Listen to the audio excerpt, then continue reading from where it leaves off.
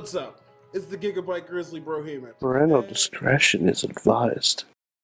This show is brought to you by IndyWrestling.us and IndyWrestling.network for your independent wrestling entertainment. Slice on Broadway, supporting Pittsburgh podcasting with the perfect pepperoni pizza. Just Pro Wrestling News Podcast. No filler, no pop-ups. Production services by Sidekick Media Services. And listeners like you, supporting us at patreon.com/Wrestling Mayhem Show. Just wait, just wait, just wait, just wait, just wait. Wait for the perfect time, then attack. Don't give up what you want, take it back. It is the Wrestling Mayhem Show, episode 820. Tuesdays, we've been talking about professionalized wrestling. I'm Mike Sorg at Sorgatron on the Twitter, here in the Sorgatron Media Studios in Pittsburgh, Pennsylvania. We're here to talk wrestling with all of you, celebrating our pro wrestling independence. With me, as usual, before he takes his summer sabbatical and we start the Mad Mike replacement program protocol, he is from Beacon, New York, and he's only Mayhemmer with Future Endeavor from the WWE. He's Mad Mike. That's right. I will be going to an undisclosed location for the next two episodes of the show, which will mark my longest absence of the show in potential years. Quite a while, I think, since you worked that other job with the giraffe. Since I worked at IBM, I believe. Oh, geez. Since you worked with the bunnies, the bunnymen. Yeah, in the bunny suits. They still have the bunnymen there? Did you meet a bunny man?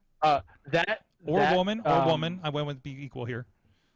Bunny people. Bunny that persons. site actually closed. Yeah. Yeah, it's been that long. Oh, jeez. It's been a hot minute. Oh, I guess so. I mean, in 3 weeks, I may not even know how to do this thing anymore. One could argue I don't know how to do it now. Yeah, you and me both, pal. Also with us, another one who has held every job in wrestling and also can be asked if he can do any of them well. Ronnie Starks. I wouldn't say I can do them well, but I can do them. You can do them when the other person doesn't show up that was assigned to a job. They're gonna side-eye Ronnie and be like, "Yeah, he'll do." And I'll just be like, "I guess so, man."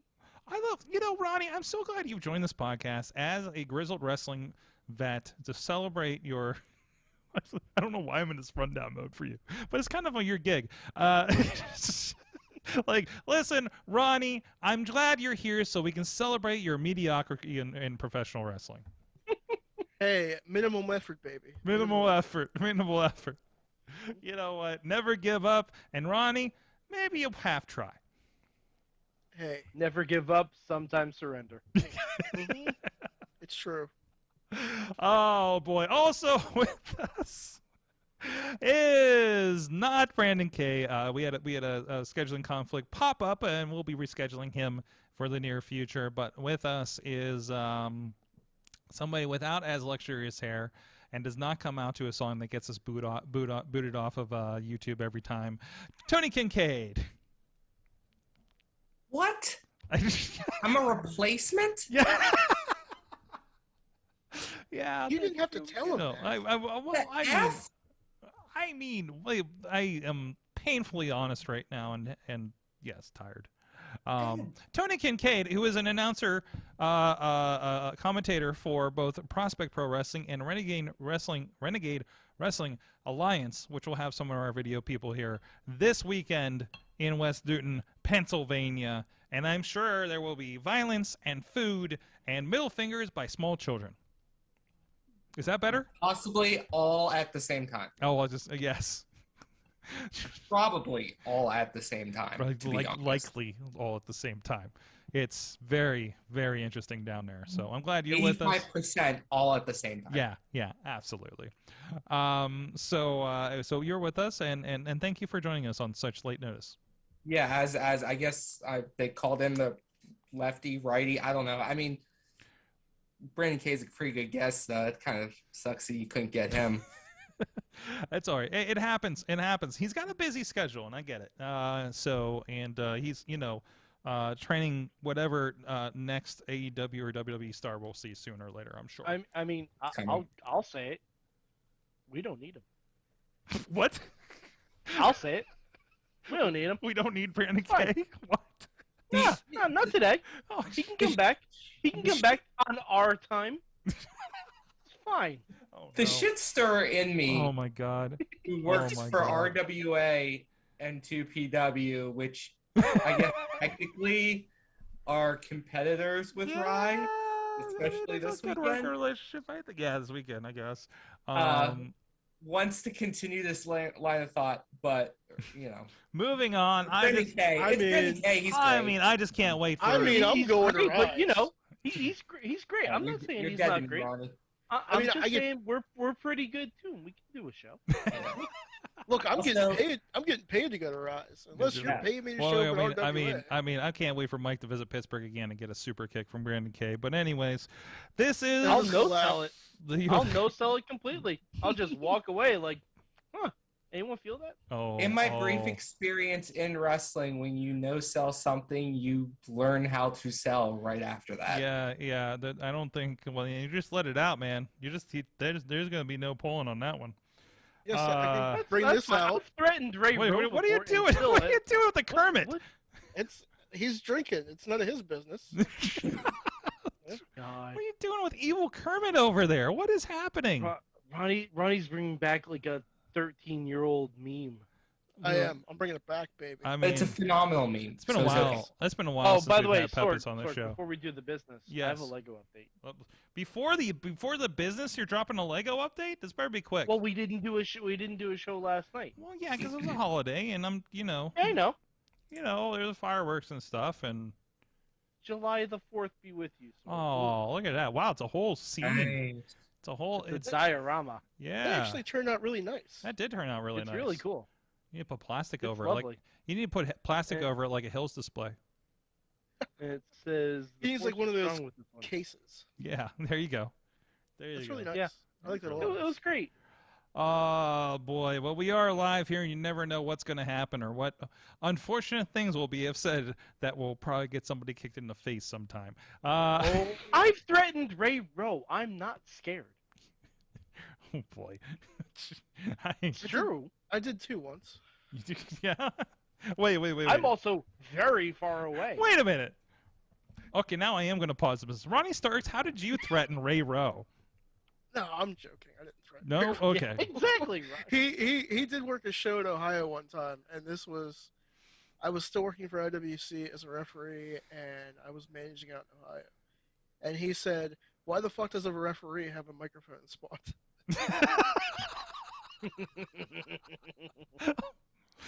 Okay, all right.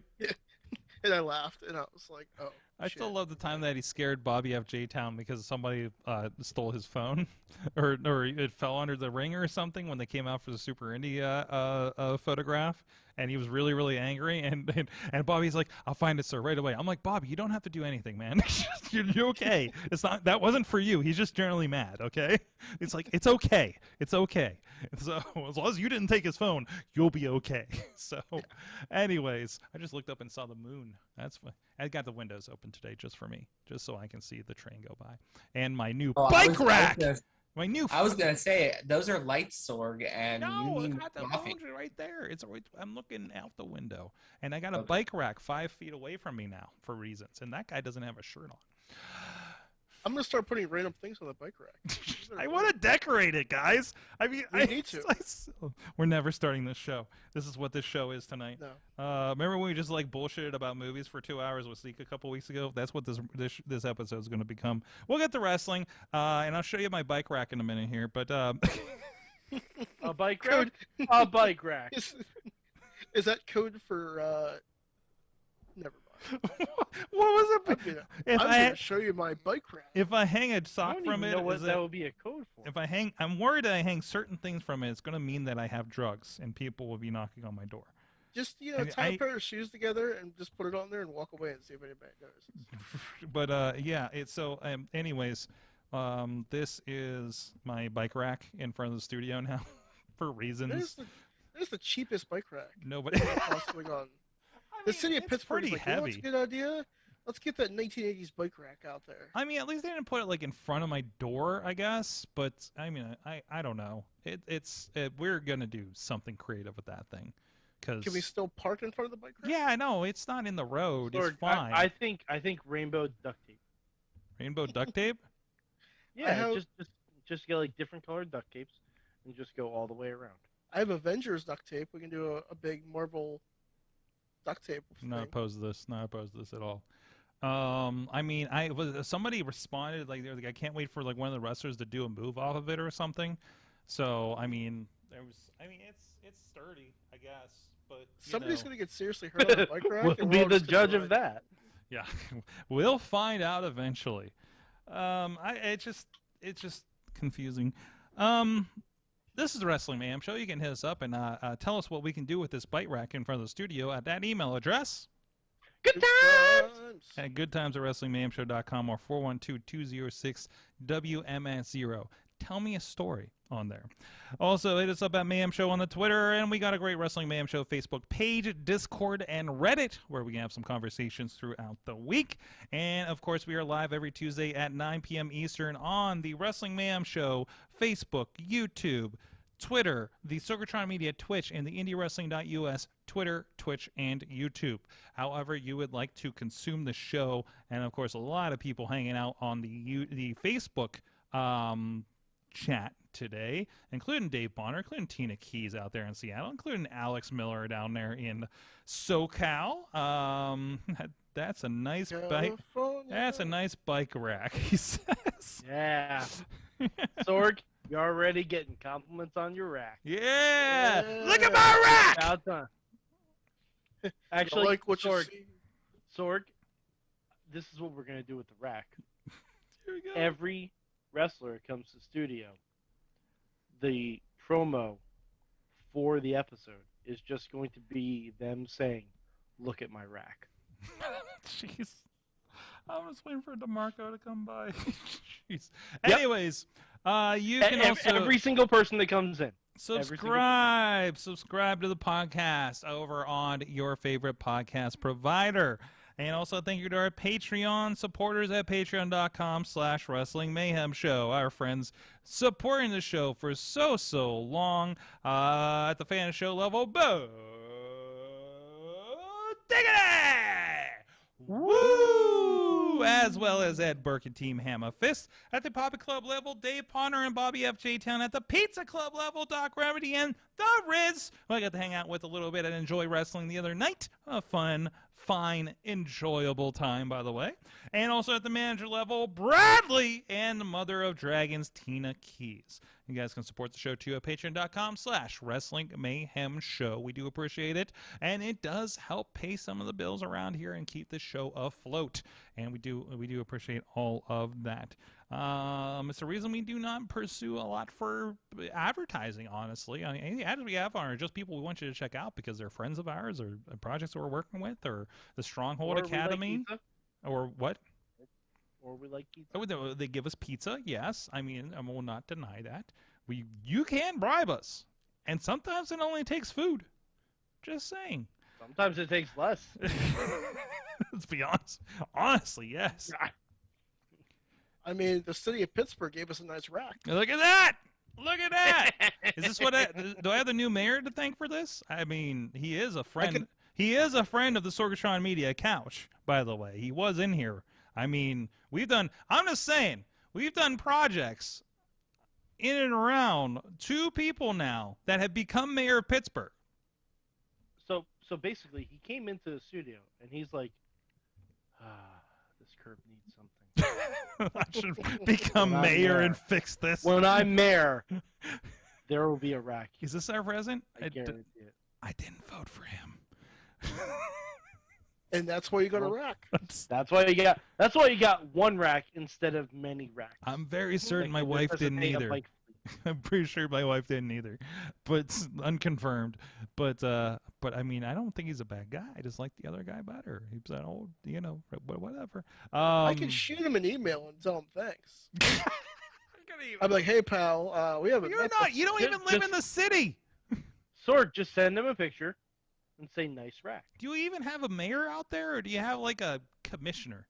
I mean, you're out there in the cut, aren't you? Yeah. I'm amazed you have internet.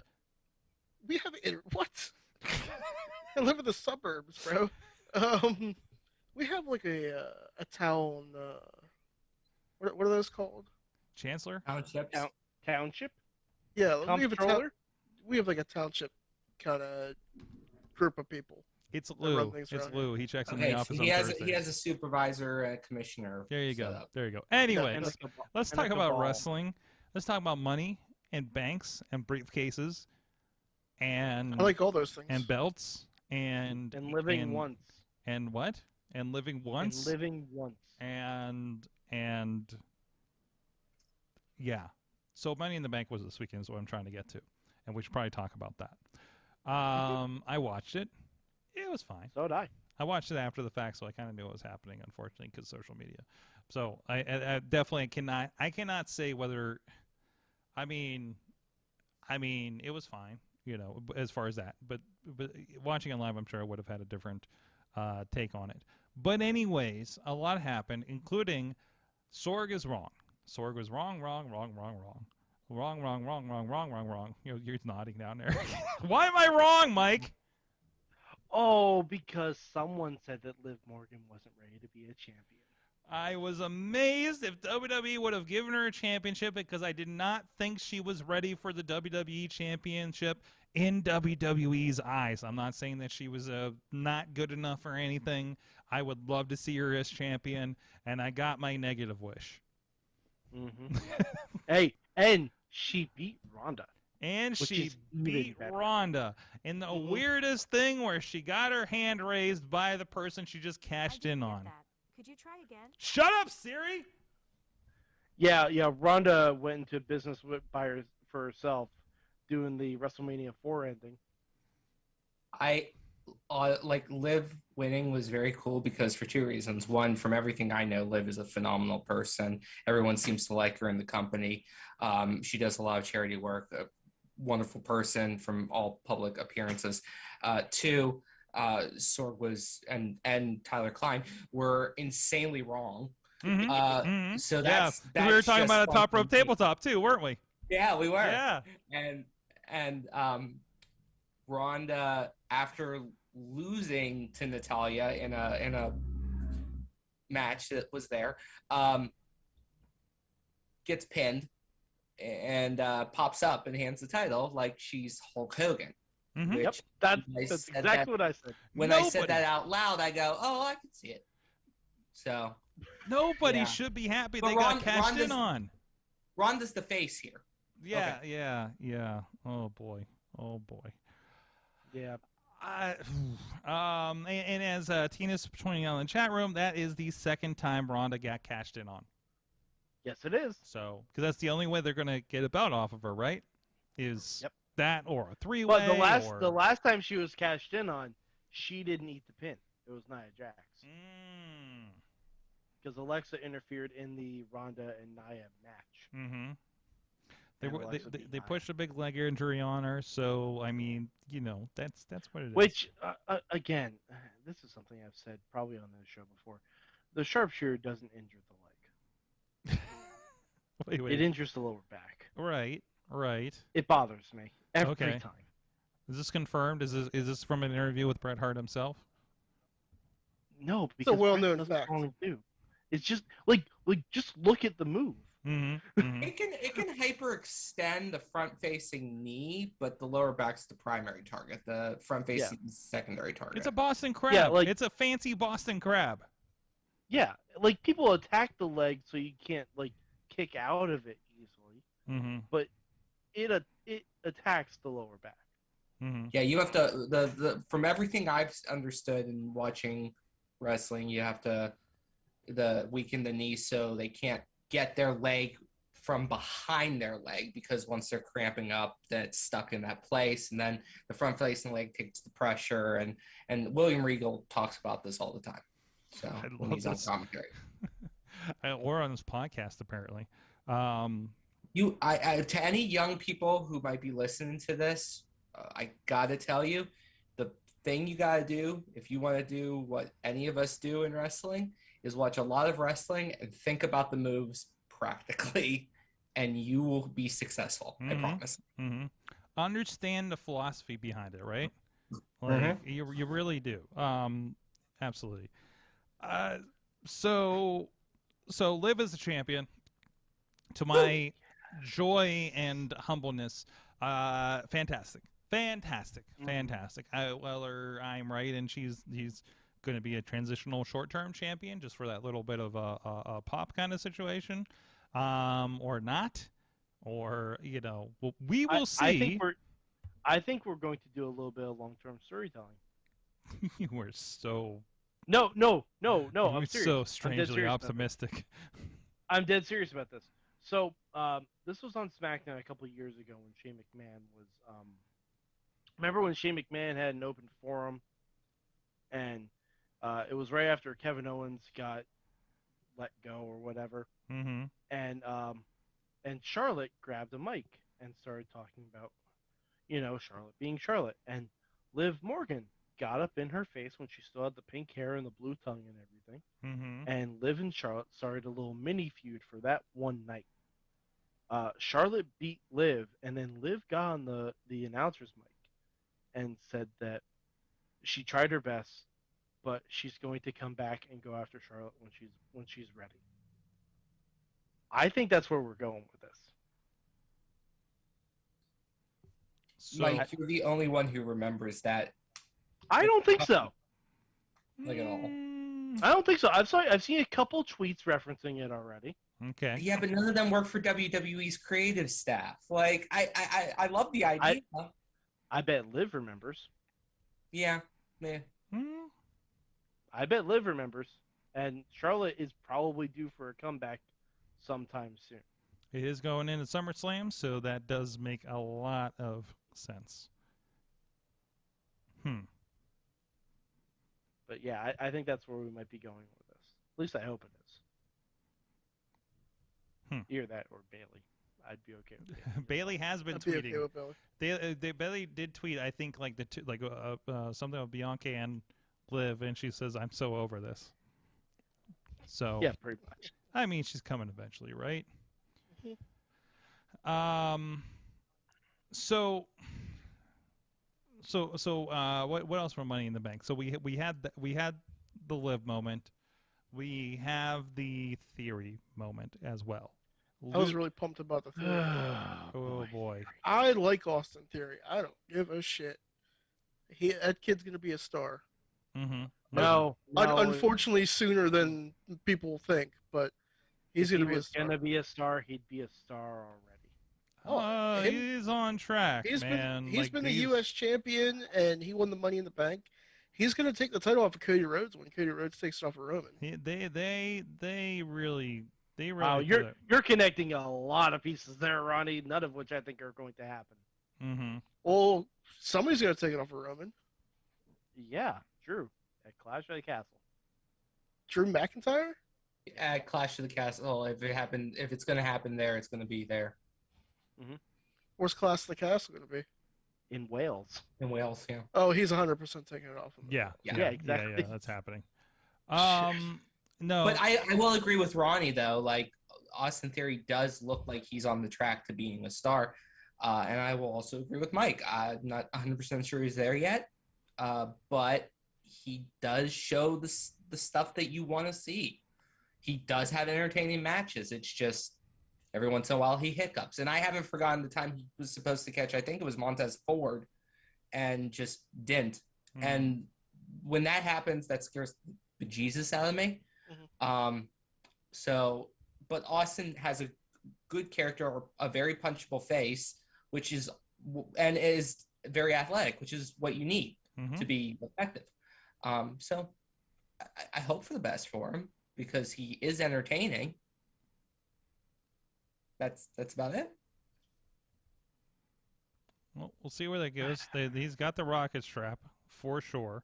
So I don't know. That being said, people named Vince's boys, or where Vince has come on camera and said, "This is my guy," statistically don't do well while they're holding that moniker. So he needs to leave, go get the Impact title, and come back. I got you.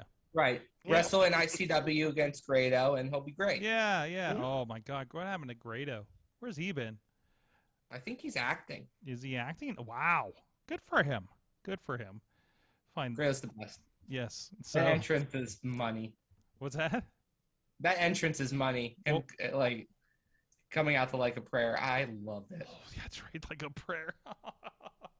Oh boy, I can't remember if I got to experience Grado, like maybe at like an AIW or something. But anyways, sorry, I'm distracted. And Go ahead. the Street Profits and the Usos had a really good. Yes, Tina. I think it was Money. Tina was calling that match of the night.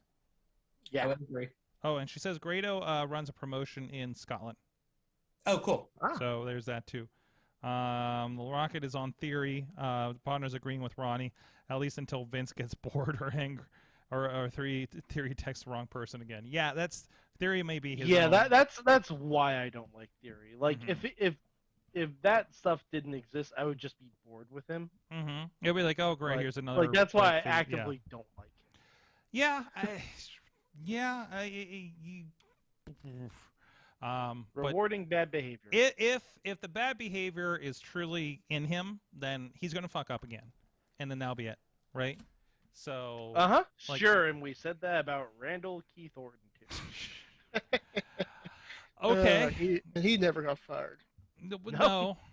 for the billion times that he fucked up. No, but he did have to buy a bunch of people bags to replace theirs. Oh, so. there you go. See, it wasn't without consequence. That's some serious shit, you know. Oh boy. The difference between like the difference between like Theory and Randy, and I'm not going to compare the two. Randy, the OVW 2002 class is incomparable to anyone else who wants WWE. There will never be a better developmental class ever. Period. Our Randy was and still is a gifted, amazing wrestler who has overcome both very immature thoughts and injuries early in his career. Austin needs to show that he can be a ring general at some point, because the OVW class, what is the common theme about all of them? It's not that they're all big people, but they're all ring commanders. They all can run the show if they need to. Well, even like the lesser people in that, like the Shelton Benjamins. And Yeah. Like we're not just talking Cena, Orton, Brock, Batista. Like the whole class. The entire roster is nasty. Yeah. Mm-hmm.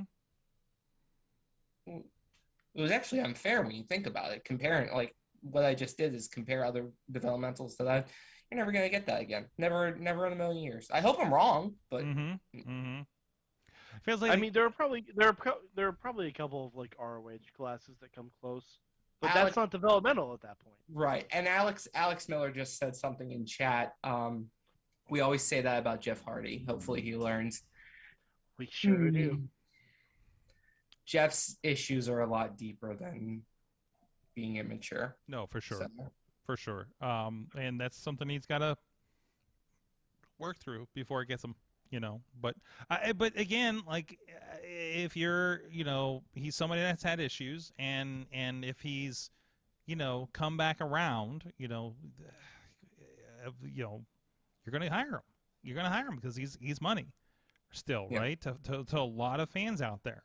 So, you know, if he comes out of rehab or does rehab, hopefully, and I have not seen a story whether he confirmed that he is, but everybody's, there's a lot of calls for him too. I think even AEW is saying don't come back until you have. No, AEW said you can't come back until you have. Exactly. Yeah, like it's there. It's not like it's not suggesting. It's saying we will not let you back until. Yeah. So they're, at least AEW saying, a little bit of fool me once, like you're done, because you have a history and, you came here under pretenses of something that happened like this, which may or may not have been real, on a couple of different levels, and that's debatable. We won't get in that again, but no, so I don't know. We'll see how that goes. But well, let's roll it around here. Oh, one other quick thing about Money in the Bank. I need to point this out. One of my favorite things about Money in the Bank this weekend was I discovered a first-time wrestling fan on Twitter.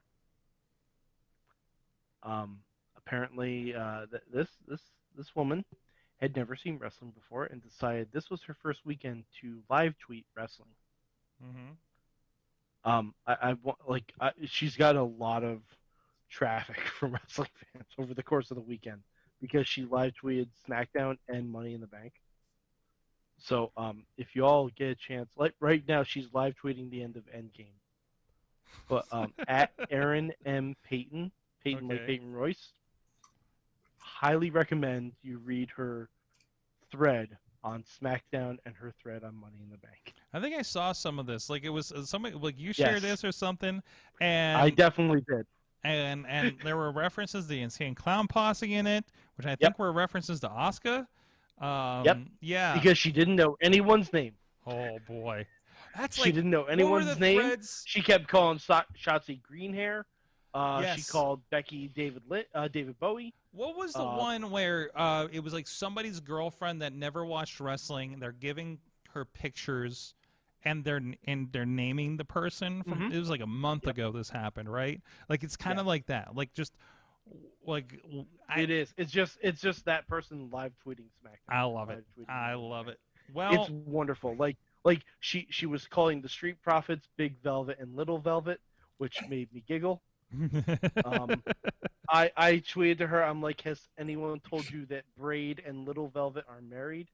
And she appreciated that. So yeah, just the whole thread was wonderful. Awesome.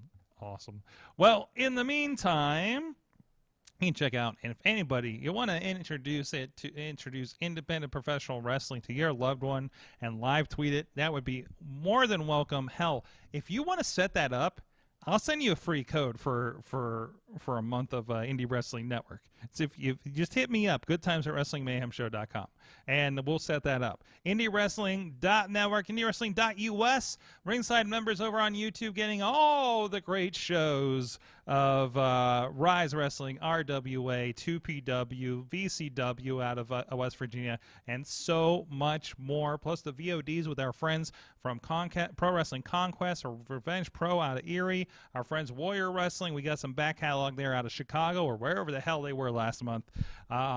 They've been on tour, and it's been a tour.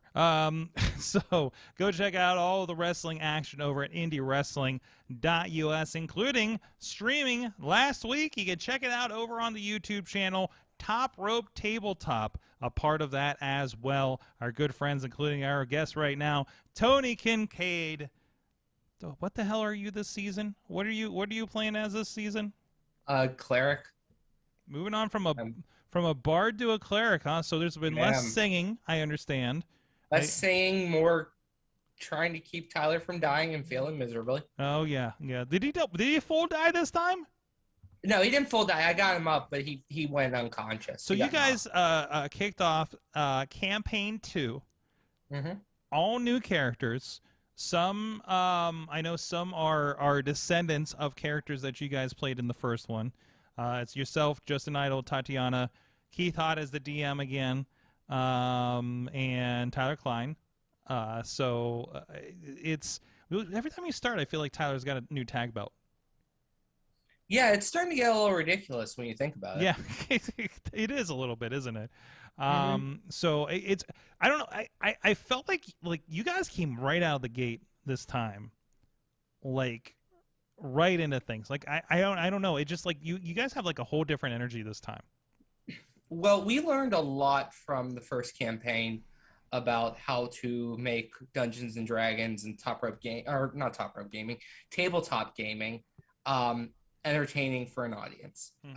We learned what works for us, what works for the audience, and kind of balance some stuff out. So when we were talking about when Keith, Justin, Tyler, and Tati and I were all talking about how we wanted to do things, we talked about a bunch of things like, let's create a story that's uniquely ours, uniquely Top Rope Tabletops. So we worked on that.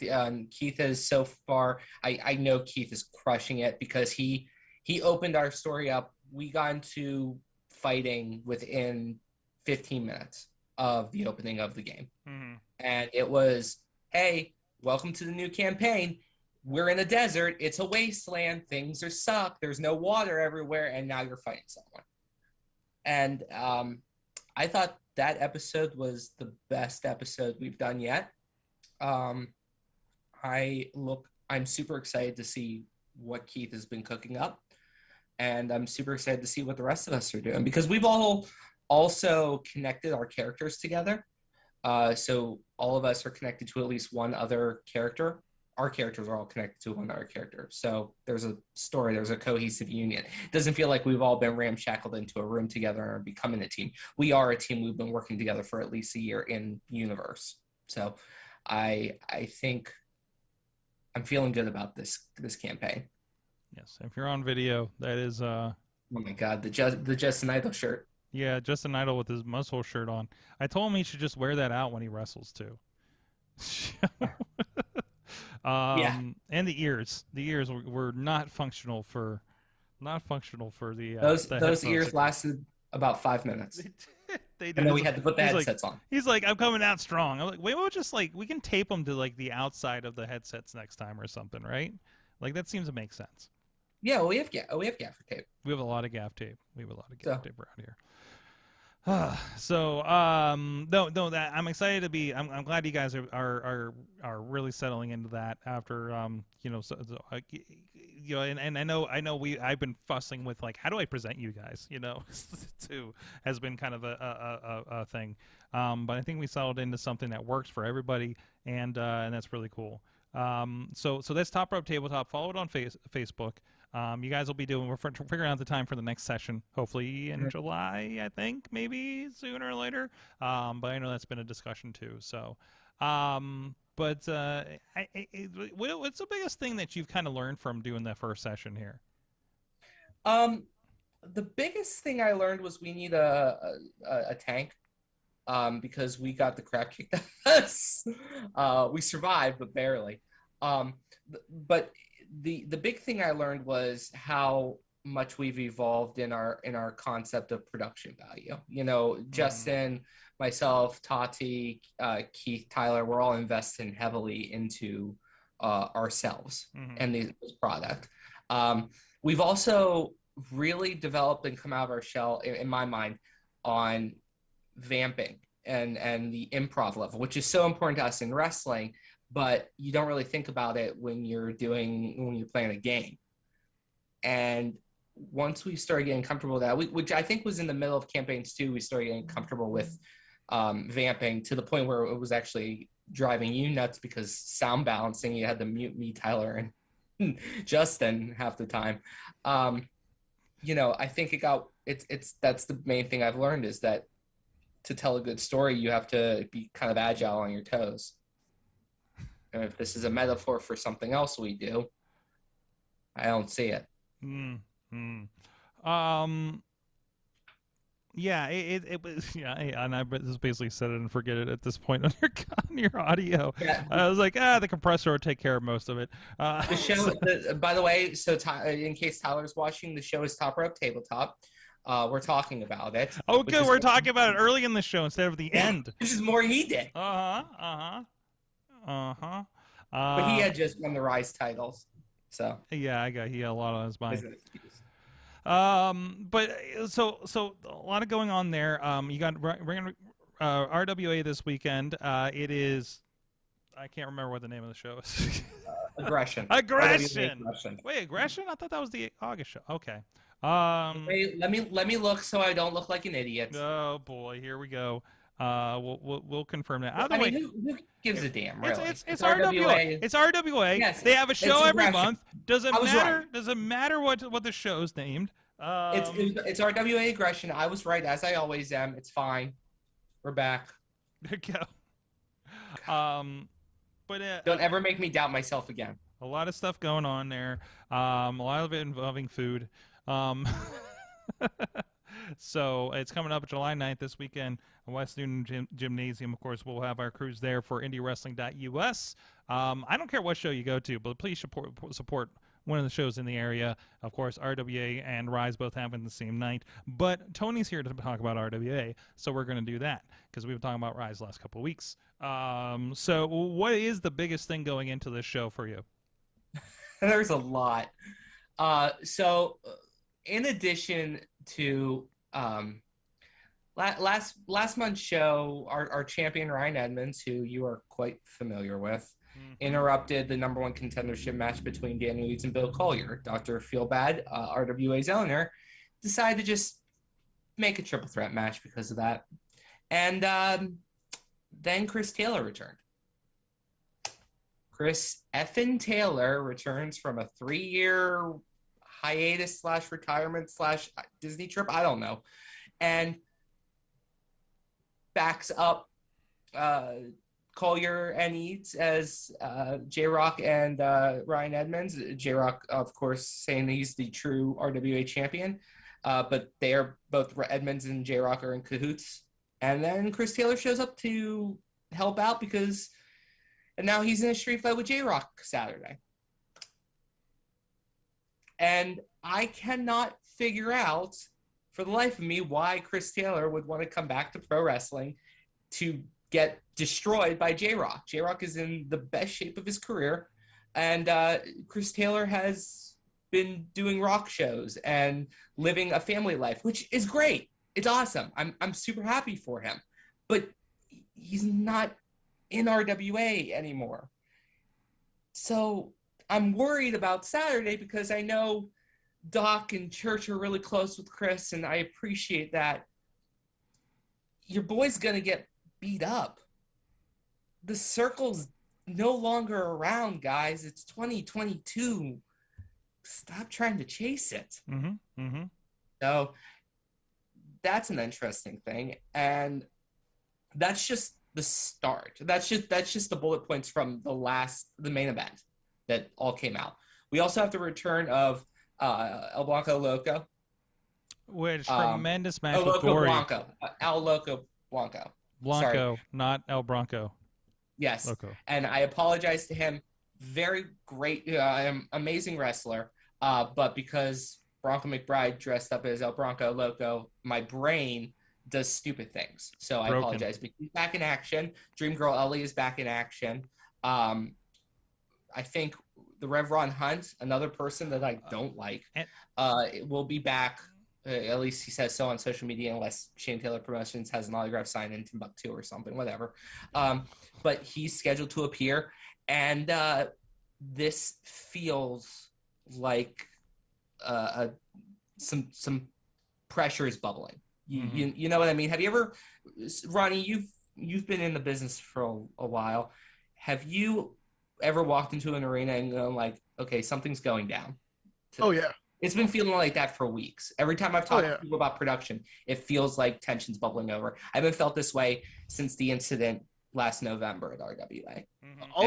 All I'm saying, bro, is I'm just happy that I'm going to be over at the other show because I don't want to be there for that show when shit hits the fan. I feel like it's going to. Something bad's going to happen. I just hope I'm near a door when it does happen. Well, let's just hope my good buddy Chris Taylor comes out of this alive in some way, shape, or form. Look, if Chris Taylor is one of the cornerstones of RWA. My personal feelings aside, he's one of the cornerstones of RWA. Helped build the company from the bottom up. That was 11 years ago, 12 years ago, 13 years ago, 27 years ago. Who knows? I don't know. I don't have a calendar. But I do know that this is a dangerous thing for Chris to be doing. And he's going to have his hands full with J-Rock for sure. And it's a street fight too. So it's a street fight in West Newton, Pennsylvania. From the chat room, Tina's saying, I mean, it's pretty aggressive with kids with middle fingers. Also, just waiting for another kidnapping of Tony from Chris and Rev again. Why? Why are we talking about this? Listen, okay. I don't know. It's the chat room. Tina's some other dragons. She wants to talk about it. She's an executive producer. And I respect Tina immensely. Can we just not talk about it? It was a really rough, I think, 10 days. I'm not 100% sure. No one ever told me. I ended up in Cairo, got stuck with a bill. They had to smuggle me into Morocco. I had to hide in a bar called Rick's. It was weird. I had to wait for papers to fly back. It was strange, okay? Okay. I've been to Rick's. That's a nice place. Great piano bar. It really is. Elias, you can scope out some of this. We actually, the Dream Girl Ellie match was part of our first episode of Spotlight Slams, a new show that we're doing here with IndyWrestling.us over on YouTube and Grind City, and in the Facebook we posted as well. Episode 2 is coming up, and we are going to be showing this week the tag match with Justin Idol and Gory against Warhorse. So definitely worth checking out there. That will be premiering 10 p.m. Eastern time on the YouTube channel for Indie Wrestling. And the Facebook, and then also that night on Grind City. I think we're the 10 or 11 o'clock slot there. So you can scout that out, see what's going on, see the dates coming up for everything. It's part of some of our new projects here with IndyWrestling.us. So check it out. RWA Aggression this weekend, Top Rope Tabletop. Sooner or later, you can check out the entire almost 4-hour session. There's a break in there. On YouTube as well for that, right? Yep. And we'll get the dates together once we all get our wrestling schedules together. I know Tyler's super busy. Tati's traveling across the area.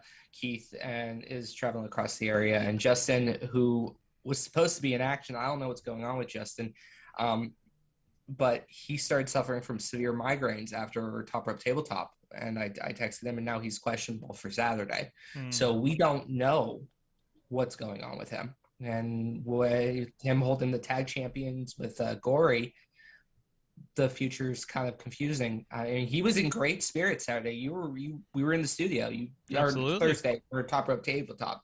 He was in great spirits. And then Saturday evening into Sunday, he just got this blinding headache. So, I don't know what's going to happen about that. Well, maybe Justin needs that good medicine that we all like to take around here with Slice on Broadway.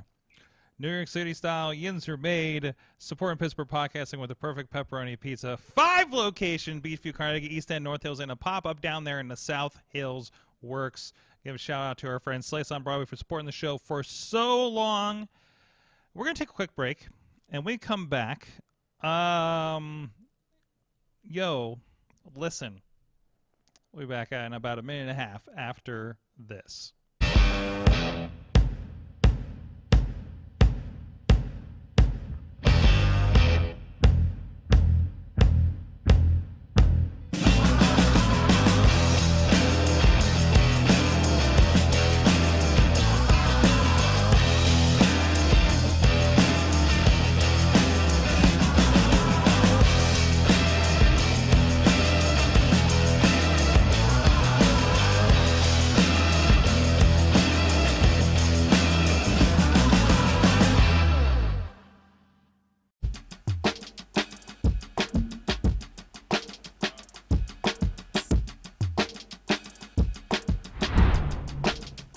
Savon's Legendary Podcast. Watch on Instagram, TV Network on Roku. Grind City. And you know this, man.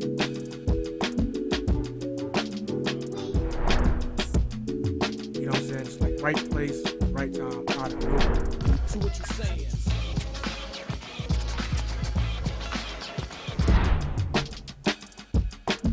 Former tag team partner coming to save.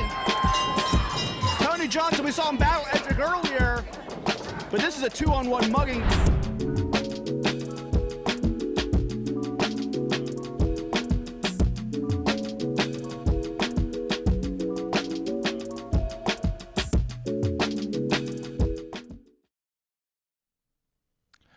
We are back, the Wrestling Mayhem Show, and we're going to do something potentially dangerous right now to your ears. We have with us, of course, the great Tony Kincaid, still with us. He's got a thumbs up there. Thank you for helping the audio listeners. Mad Mike is with us. Mad Mike is with us?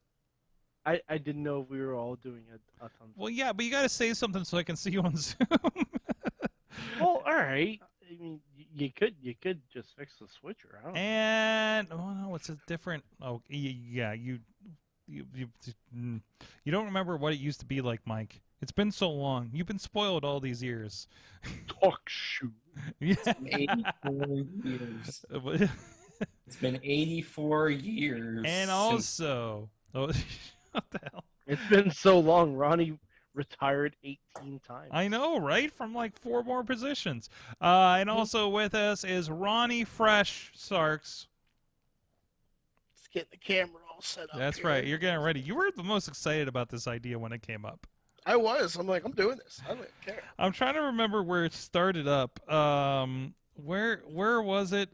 I think Ross Berman actually maybe tweeted this initially about the hold on, where is it at? Where's the dangerous tweet? Anyways, the Acclaimed music, how has the track from the Acclaimed not been released up till now? Okay, first of all. And it has, and there was something about, hey, you know, somebody's going to be rapping to this, and then we said, yes, we are going to be rapping to this on the show. And Ronnie, you were the first one to step up to this. Mm-hmm. Are you ready for your big moment? Oh, I'm going to regret this. Yeah, probably.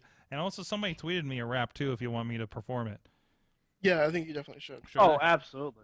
All right, and this is the thing that will probably get us pulled off of YouTube. And oh man, I had it queued up earlier. So vamp for me. What is your inspiration for your lyrics, first of all, while I'm setting this up?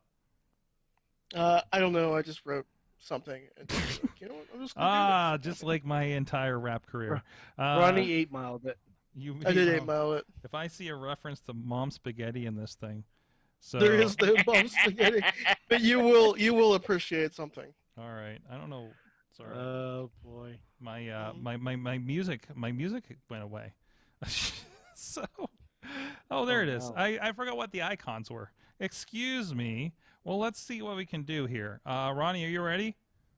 Unfortunately, yes. Okay. It's not. I'm trying not to laugh in the process. It's not going. Why isn't it going? This worked before. I think we spared ourselves from the rapping. Oh, I know why it stopped working, because we're doing this thing. Okay, so we'll disconnect this thing, and then this will work, and then this will work. There we go. Do you need it from the top? Yeah, give me from the top. You'll wait for it to end. Yeah. This is embarrassing. Not yet. Yo. Yo, listen. Ronnie Stark's in the house, so shut your mouth and listen. 15 years in the game and still swinging, not missing. Like a monkey flipping poo, you marks don't want to do. So you hate me because the rats want to date me. Yeah, that's all I got. Wow. With enthusiasm. This is what we were waiting for? That's all you got. Ronnie, Jesus, man. I know, it was terrible. I apologize to all of hip hop. Oh yeah, I mean, all of it. It probably doesn't help that when we're talking, we can't actually hear the music. Yeah. No, it's not at all. Oh, I didn't. Well, I don't think that really. Yeah. It doesn't really matter to be on beat for this one. We're trying not to butcher. I mean, he's not.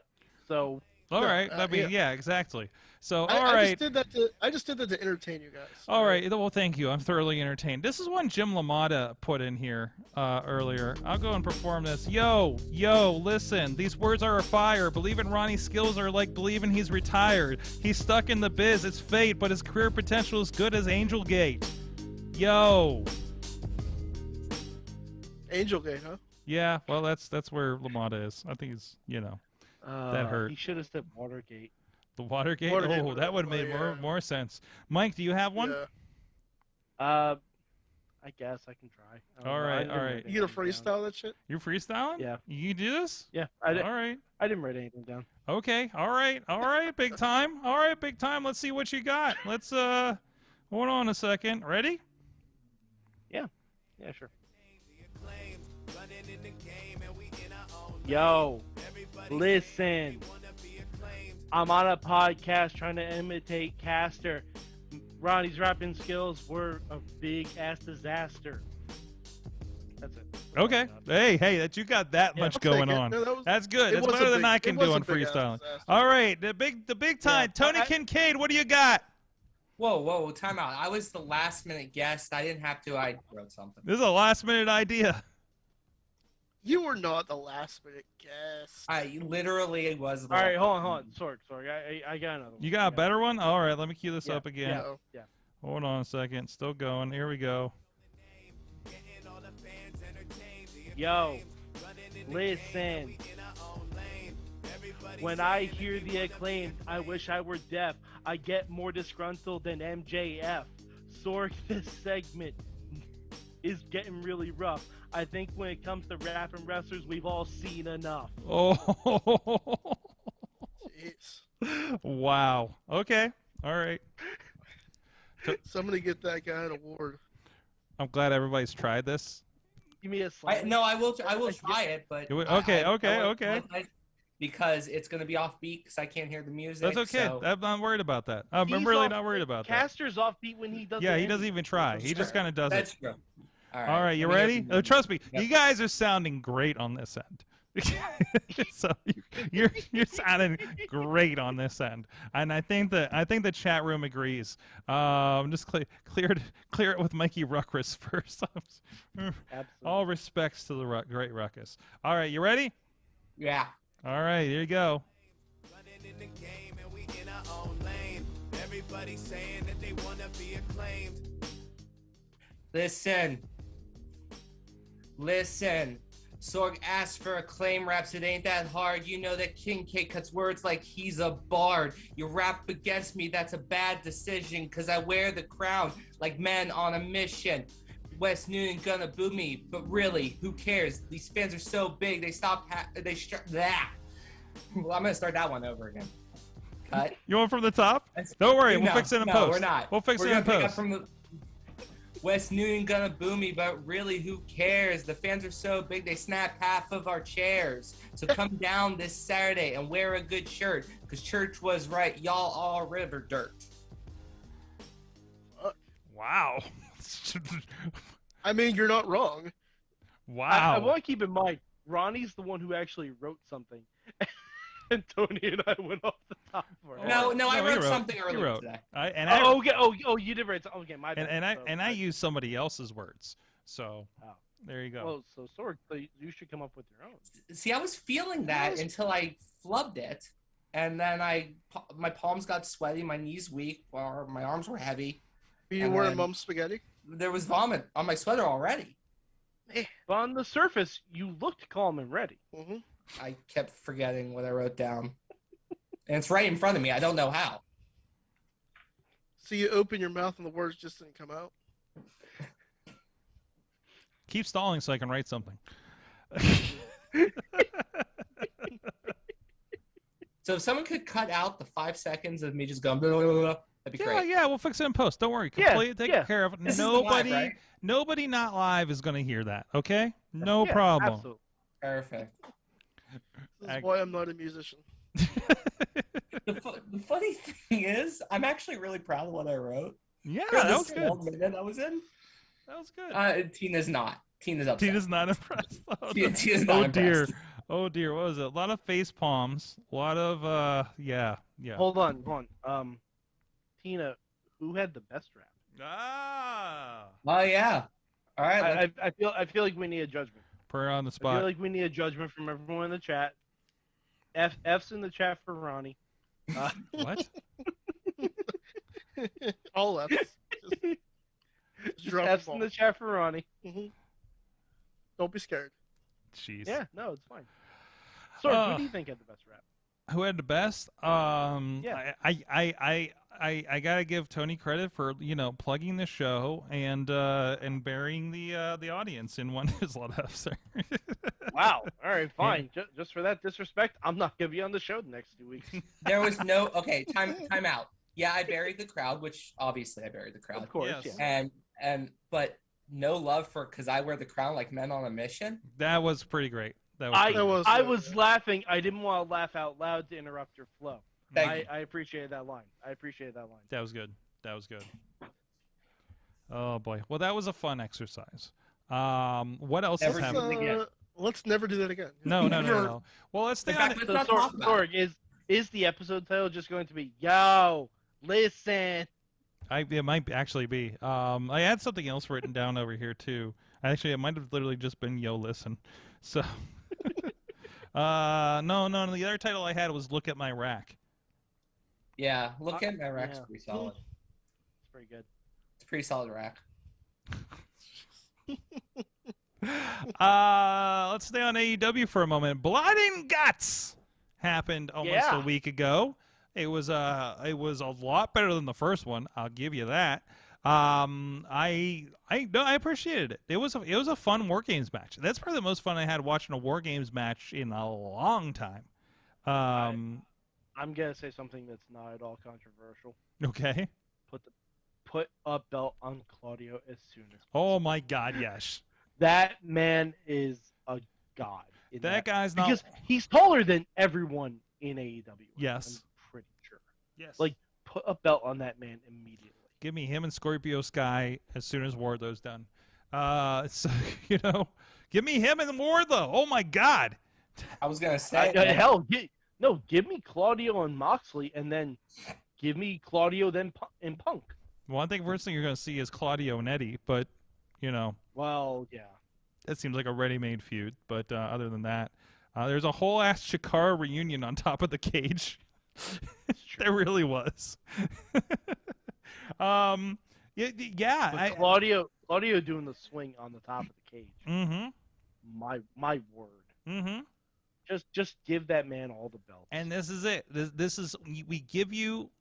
This is what I love about AEW. They give you the thing you knew was possible, and always thought was possible, and always wanted to see. Well, not all the things you knew were possible. Okay, and some that you're just like, I didn't know I wanted a Royal Rumble in 2 rings. Apparently I did, and I'm happy with that too. I was immensely. I was blown away by how incredibly.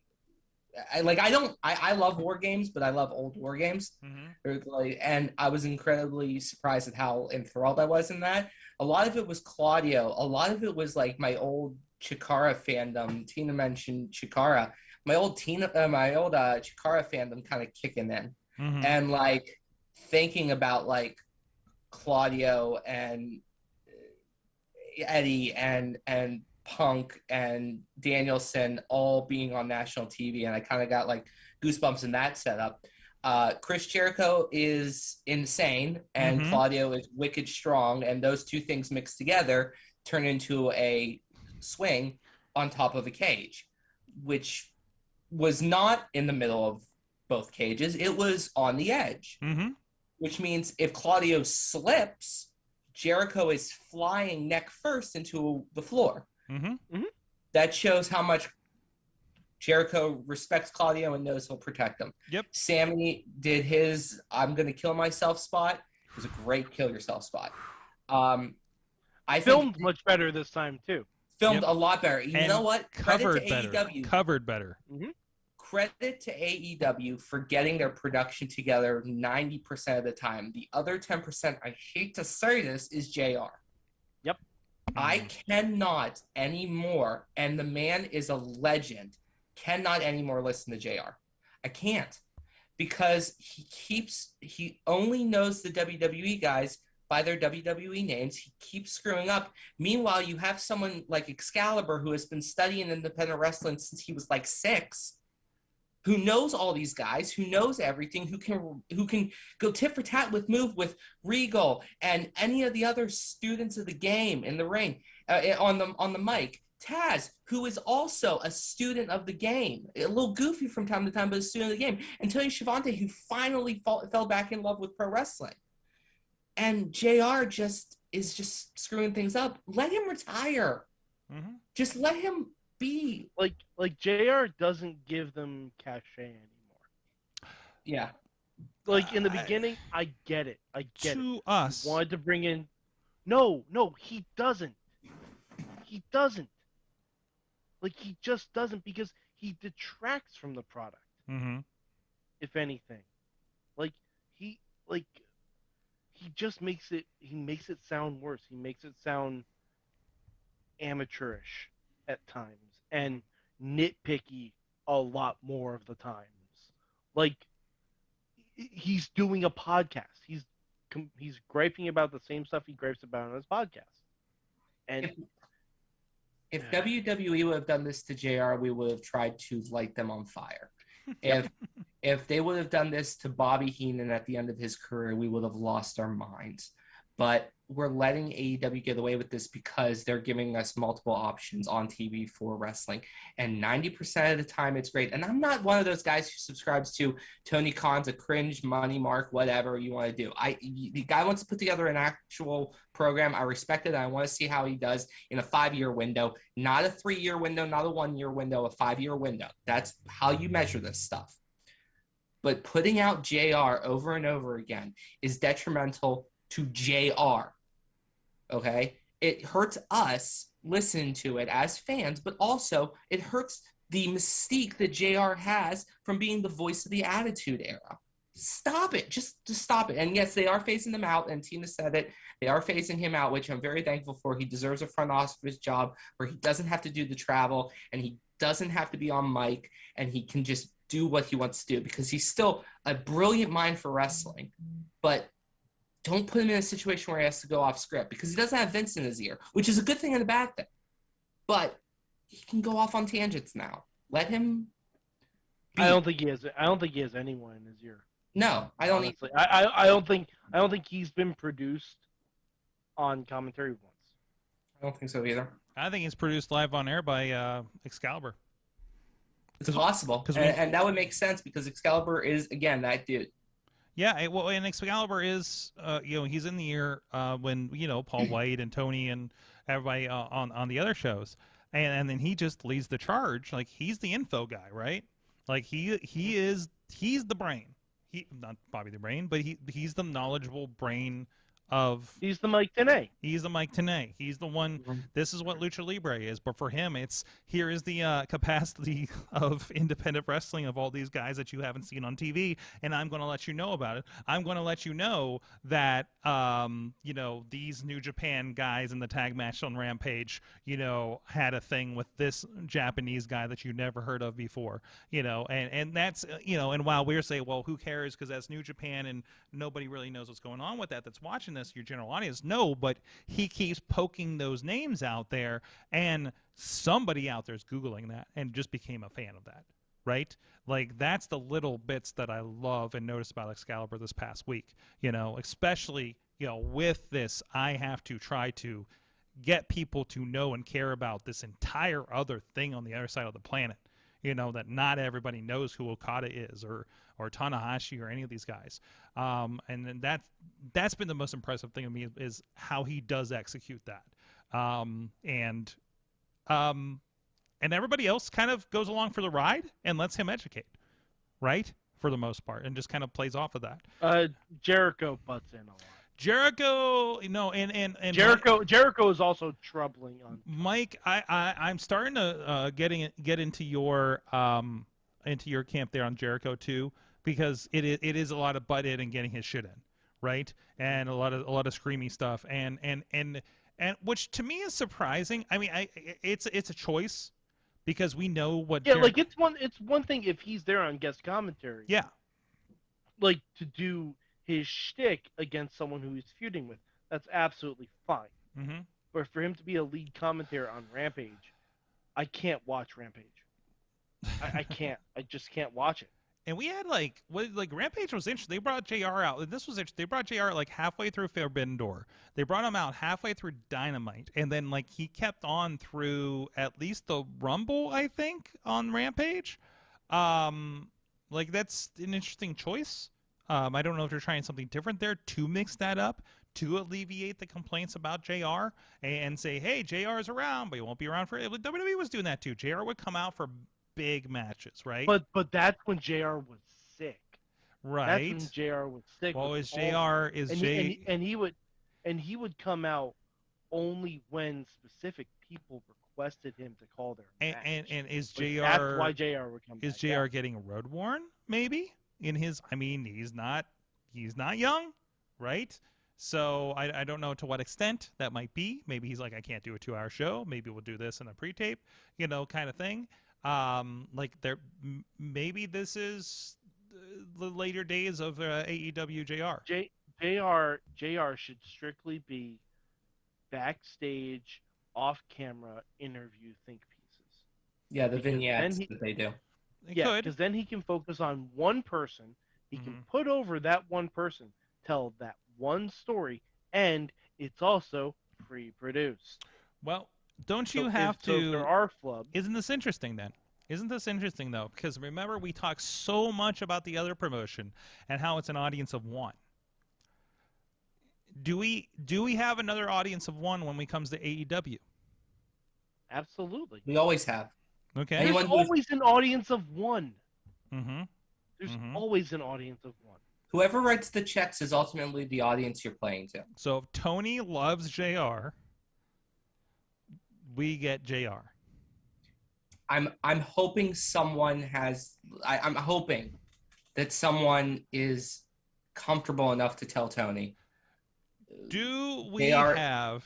Sorry, finish your thought. I'm sorry. Yeah, I'm just hoping someone's there to tell Tony that JR is amazing and one of the greatest and all that stuff, and it's time for him to go. Because when you put him out for a Rumble and there's 30 people in the ring and he only knows half of them, you're putting him up in a situation to fail. Yeah. That's not love for that guy. That's hatred. That's mean. Yeah, so maybe they're not realizing it, right? So it's interesting. Does AEW do so well because they're listening to the audience and giving the audience what it wants? Or are we getting what Tony wants, and that happens to align where are we getting what Tony wants, and that happens to align with a lot of the audience that's shown up? Let me go to the chat room real quick. So I just want to get some of these thoughts out here in the world. Team Amethyst. Excalibur is the best commentary in the business, and he's wearing a damn mask. I don't know. He's not covering his mouth, at least, right? Jericho comes off like an unironic Booker T playing Black Snow, and that's not a good thing. I do not know that reference. I need to pre-read these. There has been a health update, Tina thinks, with Ross, right? Wonder how much Tony just doesn't push back against his talent.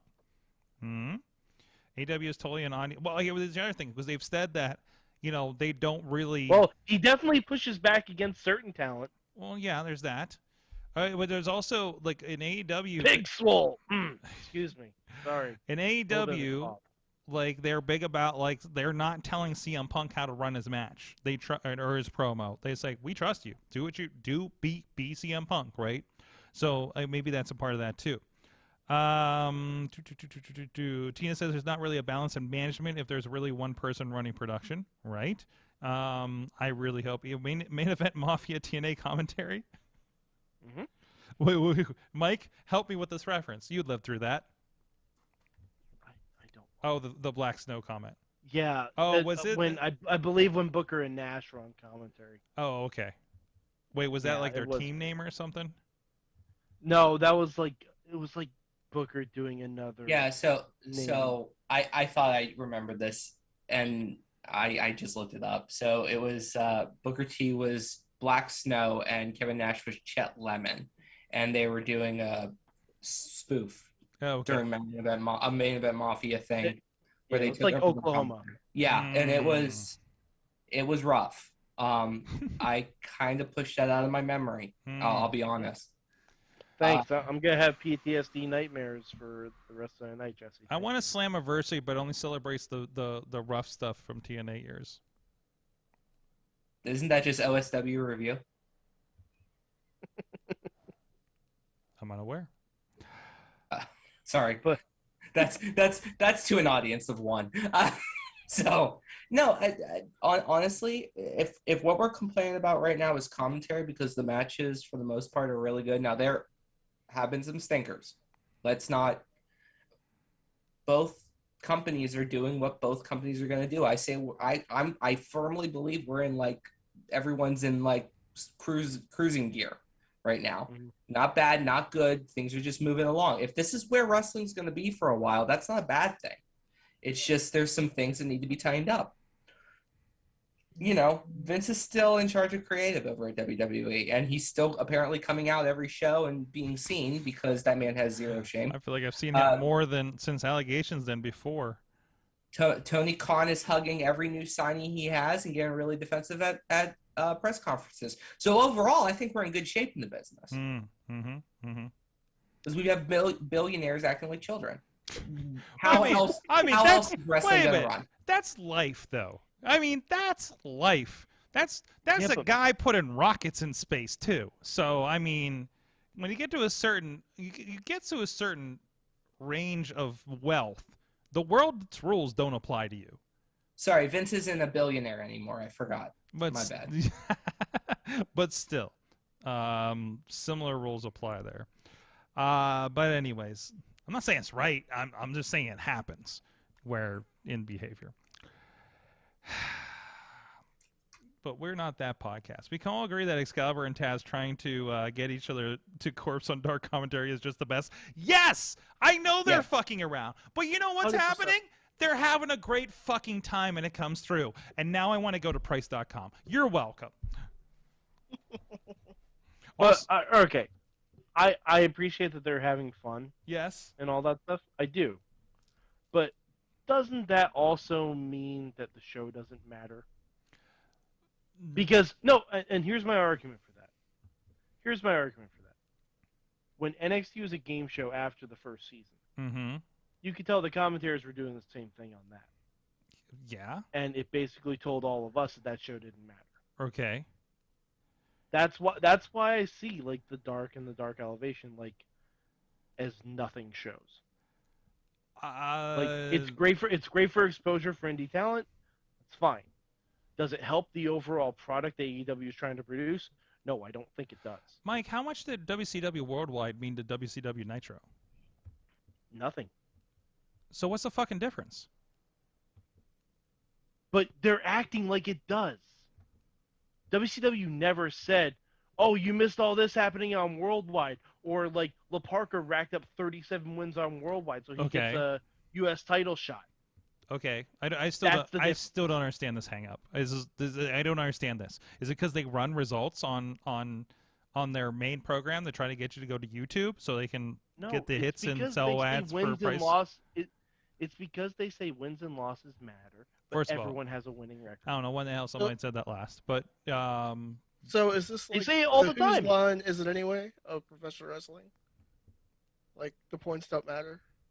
Whose line is it anyway? I mean, it's always been. I mean, isn't that all wrestling? Yeah. Isn't that True. all records in wrestling? Isn't that the record doesn't matter? The undefeated streak doesn't matter until we decide it does for a story.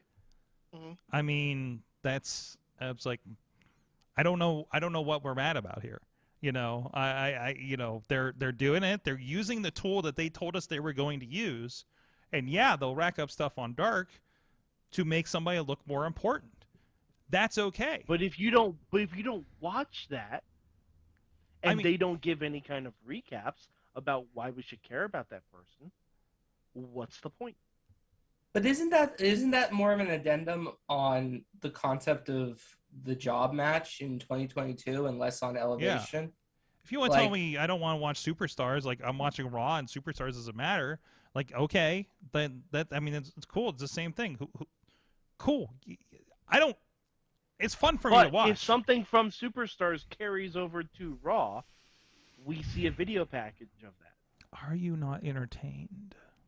I'm not. That's the problem. Cool. As Mike, we established this last week. I'm not going there again. It's not for you. Oh no! Where the fuck? Oh, there we go. And he unplugs his microphone. It is now the Tony Kincaid Show, ladies and gentlemen. I hugged the mic too hard. The good thing about Dark and Elevation is that it lets us gets national TV exposure for guys that we work with on a regular basis. Yeah, absolutely. I'm not saying anything bad about that. That's all good. And it's working because they're getting sponsors, so like people are watching it, and it does. I mean, that's their breeding ground. That's their NXT. That's where they can do stuff like that. That's where they can play a little bit more with the Ring of Honor. Because honestly, more people are probably watching that YouTube show than did Ring of Honor on Sinclair.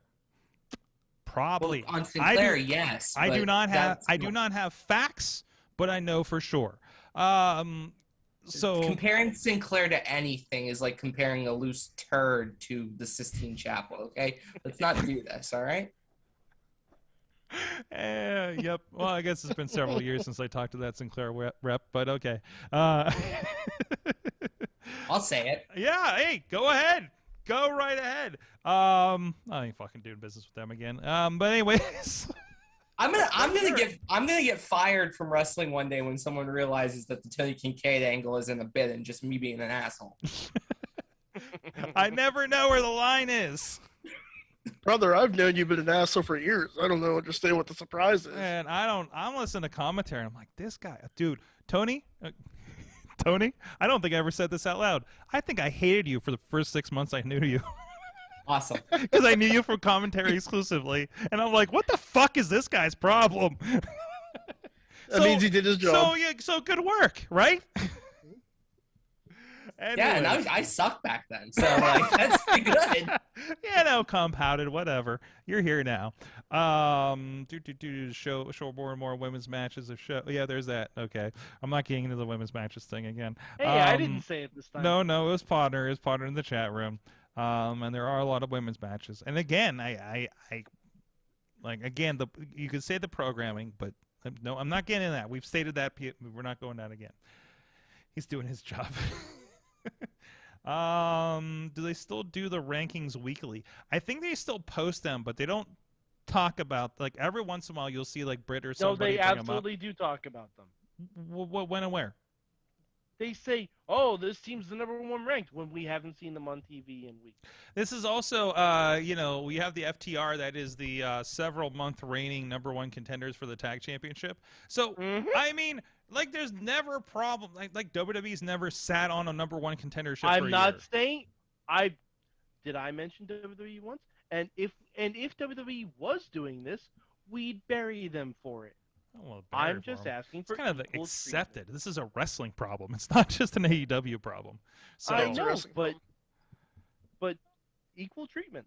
Equal treatment. What do you? If we only had one women's match on Raw every week for damn well over a year, we'd be talking about it every fucking week. Okay.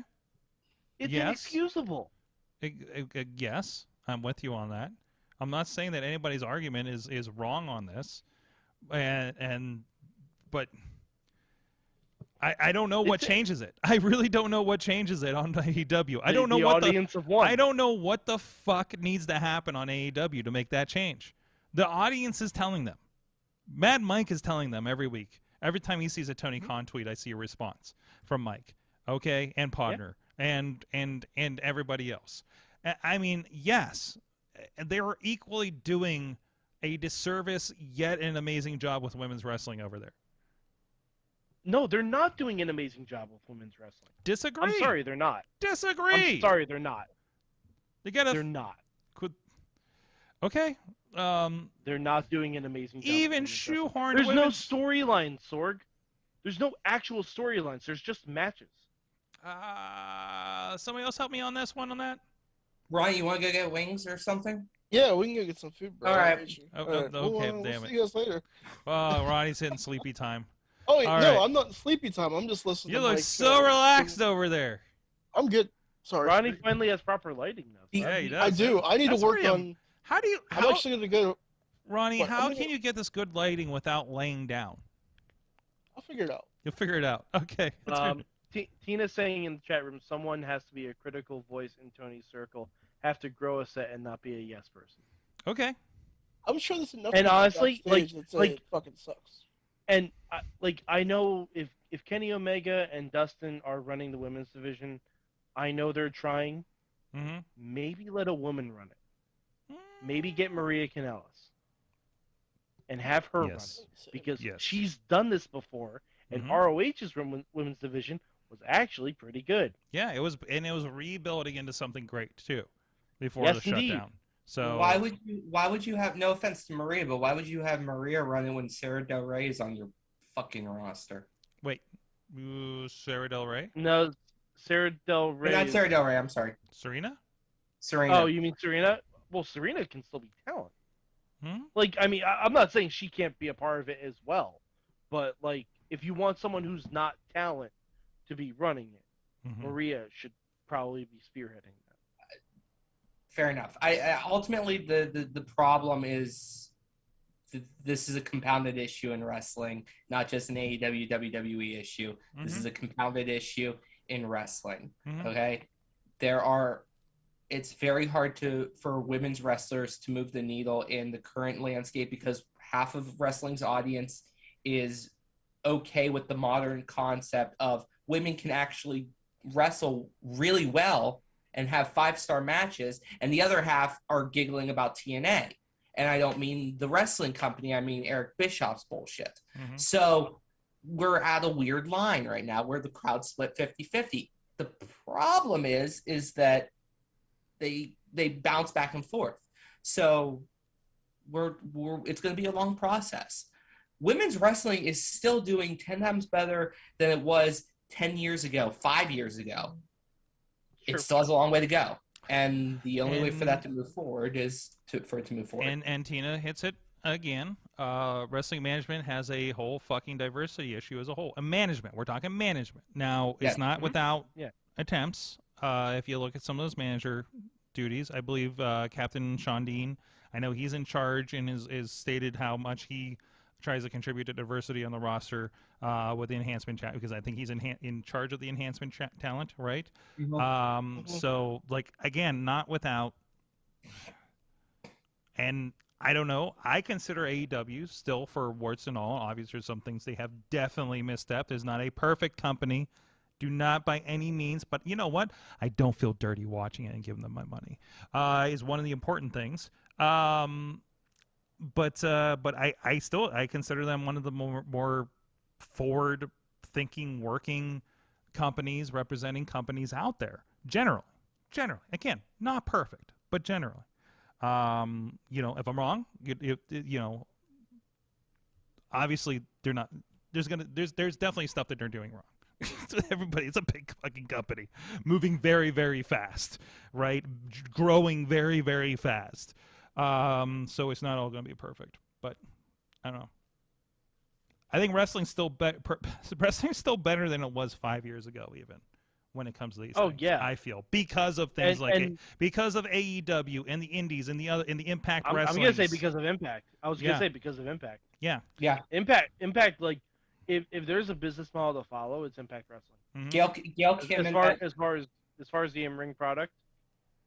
As far as women's wrestling, Gail Kim and the Knockouts division and what they did when they had no budget and everyone in middle management telling them no one gave a shit, and they were still putting out banger match after banger match that we were talking about after the fact, but you only watched for that because that was why TNA is not defunct. And so like they also had good stories behind it too. Yeah, I mean, like you had the monster angle of Awesome Kong and Gail Kim. You had the beautiful people. You had, for as weird as it was, you had things like Angelina Love seeing, what was her name? Winter in the mirror and all that stuff. Like, Hands of the Wicked. You had big storylines revolving the women that didn't involve a title. That's the main thing. Like what Raw did recently with Becky Lynch and Asuka. Wonderful story. Absolutely wonderful. Had a killer blow off last night on Raw. The no holds barred match, excellent match. Good storytelling. Becky gets the win and Becky can move on. Like, it was just good storytelling, and it didn't involve the title. It was title adjacent because obviously they both wanted the title, but you know, it didn't involve the champion directly. Like, and we need more stuff like that. Yeah. Absolutely. Well, it's going. It's good. It's wrestling as a whole. It's come along. I don't know, Ronnie? Hello? Yeah, I'm still here. I thought you said something. So listen. Yo, Ronnie, listen. Ronnie Stark's on the couch listening to this shit. That's it. That's the wrap. That's it. He's got nothing more but being sleepy for his bit. No, he's got to take a nap so he's got to take a nap so he can come up with more wit. Because all in all, we're just kind of tired of this shit. Ronnie's once again contemplating retiring fighting, but he's sitting on the couch and has much better lighting. It is much better lighting. I'll figure it out. Ronnie's not one for the fighting, but he's going to be here for the. No. For the. Frightening. Frightening? That's not Sure. That's not for another 2 months. Depends on your. I don't know. I saw a tweet that Halloween started today, so I don't know what's going on anymore. Halloween is starting now. All right, so. And your point is? I love Halloween. That's my point. So what did you learn from wrestling this week? What did I learn from wrestling this week? Finish a thought. I don't care which thought it is right now. Because you just like caught me like mid like me just fucking around. What did I learn from wrestling this week? The girls have their own way of giving Iggy's after a match. Oh yeah. Yep. Yeah, you didn't see the. The hug, the kind of the squeze, the arm squeeze thing. Okay, yeah. Yeah. I mean, that's... except they grabbed each other's boobies. I don't think that was the intent. I think that was more of an accidental thing, but I think that was an incidental. But Ronnie, after the discussion we just had, that's where you go. No, I Potter had to break the ice. Potter said that he was embarrassed for what is learned, but never mind. Ronnie just set the table for you. Hey, I had to break the ice there because that was a heated conversation between you guys. Women's wrestling, I didn't hear your opinions. I like women's wrestling. Yay! I'm a big fan of Dark and Dark Elevation. Oh wait, that was Ponder's too. Ponder says I learned that the boob honk was how do you check on your opponent. God damn it! No, but I am a big fan of run me Dark Elevation. Run me the book of women's wrestler in the next any time to make up for this. I tell you this all the time. Let me ask about the boob honk. You know what? They don't. They're busy. The ones I know are very busy and have contracts. So I'm sure we get Megan Myers in. We should have. She was on AW this week. Yeah, we could get Lady Frost back. She's not with Impact anymore. No, she is not separated from them. She only requested, is my understanding. It was. Oh, okay. So, but I mean, I thought she said she was. That doesn't mean we can't interview her. I'm sure, but I just haven't asked for a while because we just can't talk about Impact. We can talk about Impact. I'm sure. Do we have to pretend she was in the witness protection program too? Did they throw her off a bridge? No, but she did. No, they just threw Mickey James in front of the screen. She did do Ultimate X, so yes. Maybe. Maybe. Tina learned that I was surprised T-Mobile Arena didn't implode with both AEW and WWE leadership in the same building for UFC fight on Saturday. Oh yeah, that was crazy. There was a conversation between both parties at some point. No. You think? I bet there was. Yeah, I guarantee there was. Sure It was like civil. it was a cordial thing. Audience of one to audience of one. I really don't feel that WWE is like a fuck AEW kind of vibe. No, I guarantee it was a friendly thing. But I'm just saying, as a whole, there's not I don't think AEW is a threat to them. You know what I mean? No, of course not. They make $1 billion just by TV rights alone. Right. Like AEW has about 2 decades to even think about getting in that space that AEW The only was. real animosity between WWE and AEW is the fans that take both sides way too seriously. And what really? That's it. That's it. I mean, that's just wrestling fandom. They took Ultimate Warrior versus Hulk Hogan way too seriously too. So I mean, come on. Yeah, it turns out we were all wrong because they're both shitheads. Turns out I'm literally watching the Dark Side of the Ring Ultimate Warrior like today. So, anyways, they're both shitheads, just in different ways. I've gone through the FNW Anita one. I got through the Far North Wrestling? No, MDK. What's that? Not Far North. The Japanese Deathmatch one with Onita.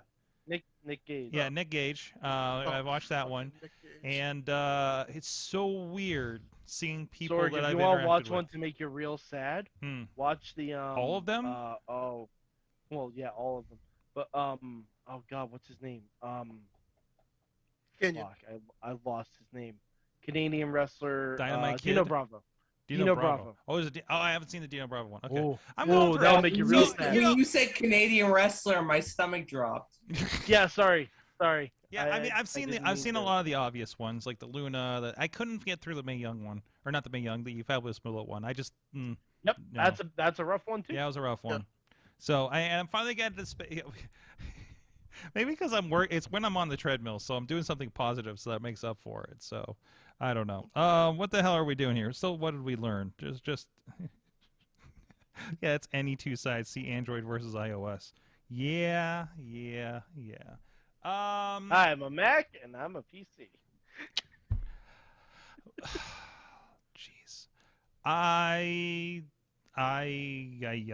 learned how to enjoy wrestling this weekend. I did attend the Enjoy Wrestling show because I love when they're Pittsburgh wrestling in Pittsburgh. I will always champion that. It sounds like the WrestleRex show went well as well. I was getting some clips from Matt Carlins that went down there, attempting to get some footage and everything for his job. And but no, I don't know. It's just I love these promotions that are very good at making a big show feel. I think a lot of promotions are lacking in that. Warrior obviously does this. Enjoy does it very well. My past experience with WrestleRex, I think they do a pretty good job. It's a whole different kind of bar vibe kind of situation.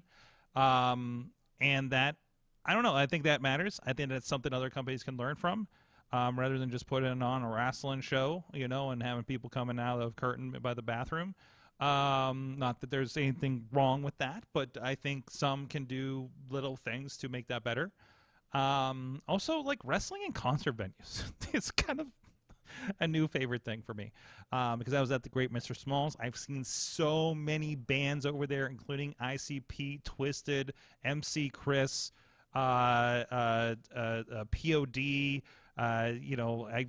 We interviewed Five Finger Death Punch in the back there. Cottonmouth Kings we've seen there, and to see wrestling there again, not the weird, awkward CD release party we saw for ICP several years ago, decades ago, at least a decade and a half ago.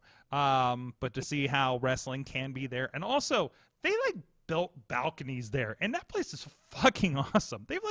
I think they have built on 50% of that facility.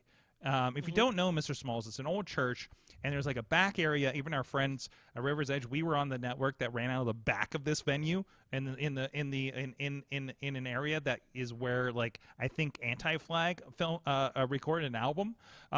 So they have a studio there, and they have this whole space is crazy, and they've just built on, and it's just incredible to see what's come of that place. But that's off wrestling. But I saw Gore there. I saw Gore there. Yeah. It's pretty cool. It's one of my favorite places in Pittsburgh. It was cool to get back to it.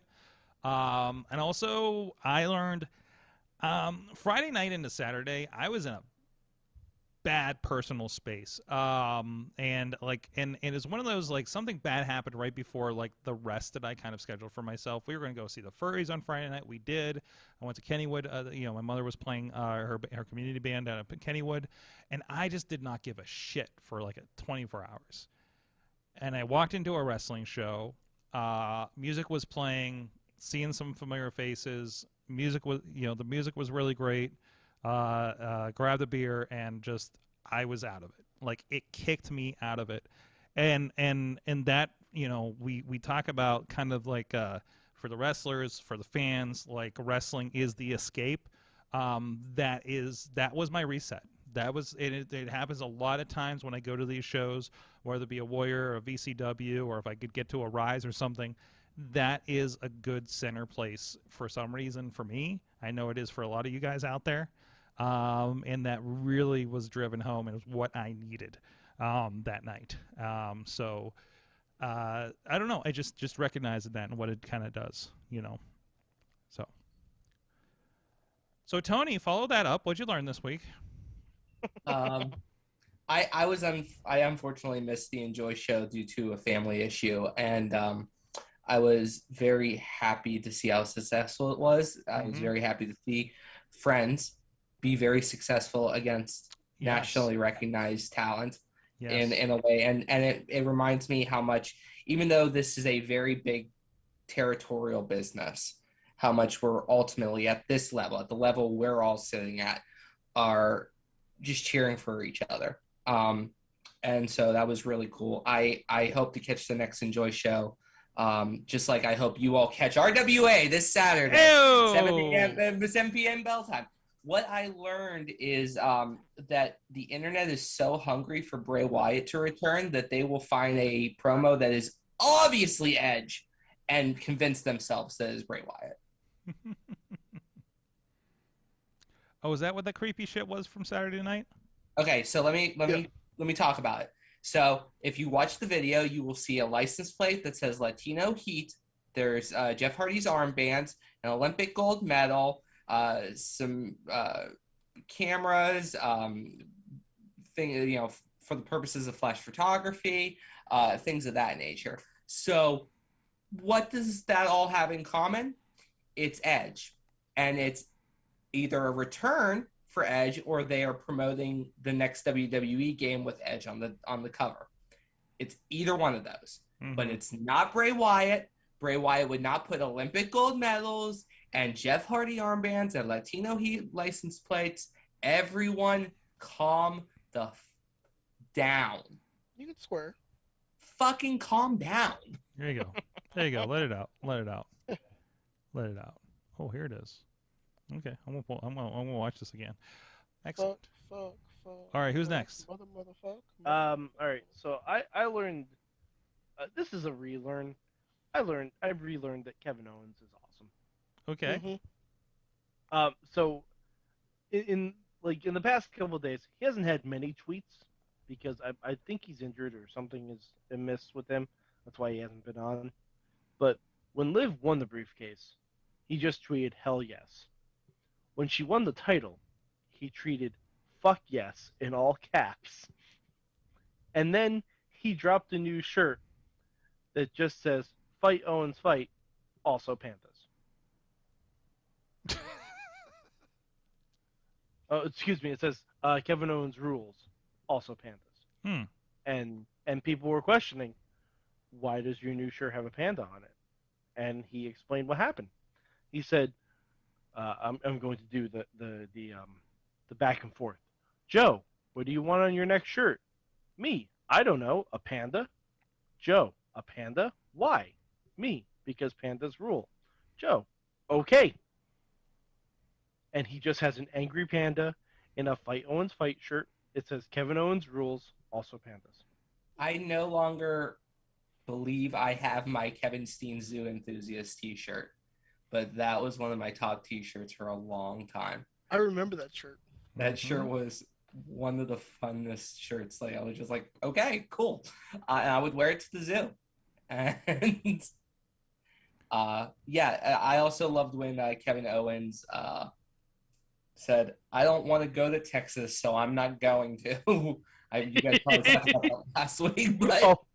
Oh, and there was also when he tweeted "Hell yes" that Liv won the briefcase, someone named Brandon responded to him, "Yeah, but they're not gonna put the title on her." He quote tweeted that guy and said, "Suck it, Brandon." Brandon protected his tweets afterwards. Yep. Oh no. Oh man. Oh, this shirt is amazing. This shirt, I know. This shirt is amazing. I'm trying to pull it up right now. If you're wondering if I'm going to buy it, the answer is 1,000% yes. That is a buff panda. That's awesome. Kevin Owens rules, also pandas. Yeah, I think I need that. That's it. Wow.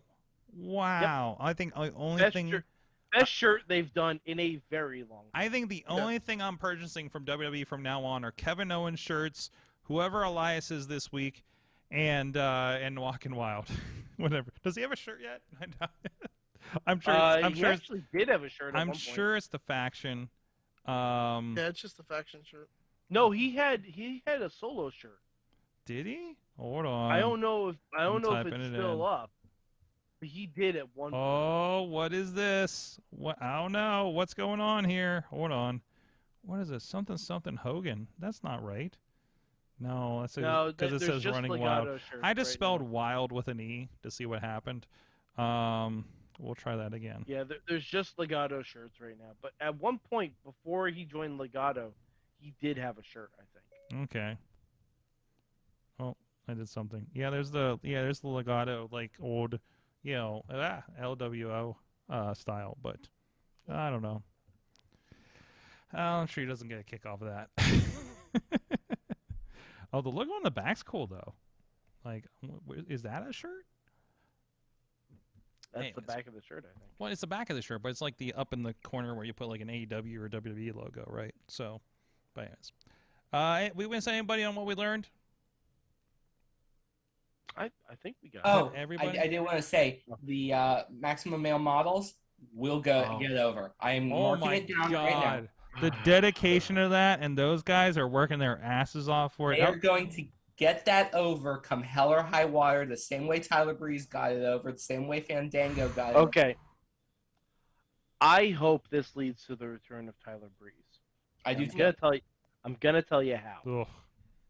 Maximum male models. Gorgeous.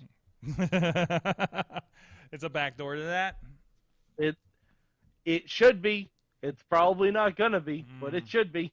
It makes too much sense. Too much sense. I know. It makes and then you have Tyler Breeze come in and you literally do the plot of Zoolander with Tyler Breeze and Max Dupree. Yeah. You literally just do the plot of Zoolander, and the guy playing the Will Ferrell character, you guessed it, Sami Zayn. Ooh. But why male models? Because MWM sounds not great, probably in certain circles. That's literally a quote from Zoolander. God I damn it, forgot. end the show. End the show. I'm done with it. End the show. End the show. Thank you, Tony Kincaid. See him on RWA this Saturday, and let him know what you thought of that rap. Of course. Why male models? But why? Why? Also, Mad Mike 483. He is. I can't help it. I went to a school for ants. And also Ronnie Starks. Hi. No, Ronnie, we're saying goodbye now. Goodbye. Goodbye. Go back to sleep, And Ronnie. Ronnie- It's at Sorgatron on the Twitter. We'll see you guys next week. We're scheduled to be on the show is BC Steel. We'll see you then. Mayhem out. Just wait, just wait, just wait, just wait. Wait for the perfect time, then attack. Don't give up what you want, take it back. Wait for the perfect time, then attack. This show is a member of the Sorgatron Media Podcast Network. Find out more at Sorgatron